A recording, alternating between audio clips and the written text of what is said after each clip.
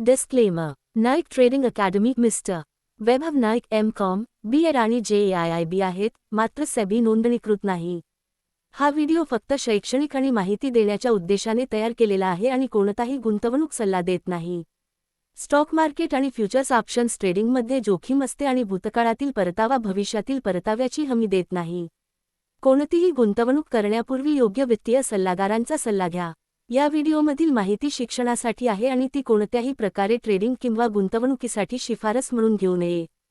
September तिमाहीत कंपनीची एकूण घाऊक विक्री होलसेल्स 66,165 युनिट इतकी झाली असून यात वार्षिक आधारावर 24.2% घट झाली आहे.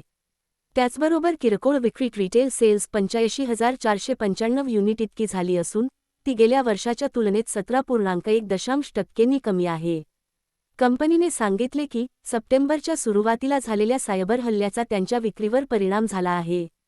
याशिवाय जुन्या जॅग्युअर मॉडेल्सचे टप्प्याटप्प्याने उत्पादन बंद करणे आणि अमेरिकेमध्ये वाढलेले टॅरिफ, इम्पोर्ट ड्युटी यांचाही विक्रीवर परिणाम झाला आहे.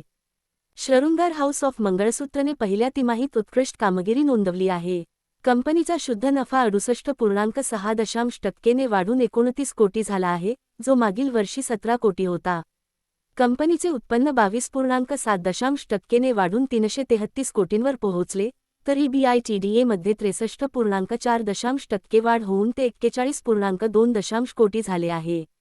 कंपनीचा मार्जिन देखील वाढून 12.4% झाला आहे, जो मागील वर्षी 9.3% होता. असोसिएटेड अल्कोहोल्स अँड ब्रुअरीज कंपनीने आपल्या बरवाहा प्लांटमध्ये मोल्ड स्पिरिट्सच्या उत्पादन, प्रक्रिया आणि मॅच्युरेशनची सुरुवात केली आहे.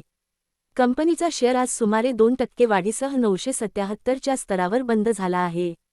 एस.एच. केलकर कंपनीने आपला बिझनेस अपडेट जाहीर करताना सांगितले की चालू आर्थिक वर्षाच्या पहिल्या सहामाहीत कंपनीचे एकत्रित उत्पन्न 1,140 कोटी झाले असून यात वार्षिक 13% वाढ झाली आहे. सप्टेंबर 2025च्या अखेरीस कंपनीचे निव्वळ कर्ज नेट डेट 698 कोटी होते. गोदरेज कन्झ्युमर प्रॉडक्ट्स कंपनीने सांगितले आहे की तिने आपल्या ग्राहकांना 22 सप्टेंबर 2025 पासून जीएसटी कपातीचा फायदा देण्यास सुरुवात केली आहे. कंपनीच्या सुमारे 1/3 उत्पादनांवर आता 18% ऐवजी 5% कर आकारला जाईल. कंपनीचे म्हणणे आहे की हे जीएसटी सुधार दीर्घकालीन काळात वाढीला गती देतील. मात्र जुन्या साठ्याचा ओल्ड स्टॉक निकाल लावण्याच्या प्रक्रियेमुळे अल्पावधीत काही प्रमाणात परिणाम दिसू शकतो. कीस्टोन कंपनीच्या दुसऱ्या तिमाहीत प्री सेल्समध्ये वार्षिक 9% वाढ नोंदली गेली आहे. कंपनीची प्री सेल्स 763 कोटी इतकी झाली असून कलेक्शन 601 कोटी झाले आहे. याशिवाय कंपनीने 0.21 दशलक्ष चौरस फूट क्षेत्रफळ असलेला एक नवीन प्रोजेक्ट जोडला आहे, ज्याचा अंदाजे एकूण विकास मूल्य GDV 949 कोटी आहे. लोढा डेव्हलपर्स कंपनीने दुसऱ्या तिमाहीचे व्यावसायिक अपडेट जाहीर केले आहेत. कंपनीच्या माहितीनुसार दुसऱ्या तिमाहीत तिची प्री सेल्स 7% वाढून 4,570 कोटींवर पोहोचली आहे, तर कलेक्शनमध्ये 13% वाढ नोंदली गेली असून ती 3,480 कोटी इतकी झाली आहे. टायटन कंपनीने आपल्या सप्टेंबर तिमाहीच्या बिझनेस अपडेटमध्ये दमदार कामगिरी दर्शवली आहे.